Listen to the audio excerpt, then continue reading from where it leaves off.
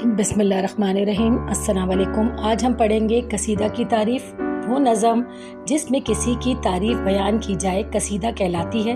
पहले ज़माने में बादशाहों के लिए कसीदे लिखे जाते थे जिससे शायरों की बहुत अच्छी कमाई होती थी। सबसे ज़्यादा कसीदे शेख मोहम्मद इब्राहिम ज़ौक़ ने लिखे। यहाँ पर जो अशार है वो भी ज़ौक़ के हैं।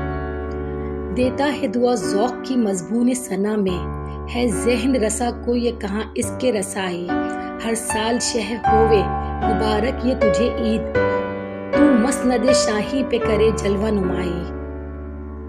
इसमें ज़्यादातर वही है कि किसी बादशाह के पास ये गए और वहाँ पर उनकी तारीफ़ें करी कि इंशाल्लाह गणेश शहज़ादे हैं, अब इंशाल्लाह आप ही बादशाह बनेंगे। इस तरह की तारीफ़ें कर कर क्या होता था, इन लोगों को बहुत सारे इनाम व इकराम भी मिला करते थे।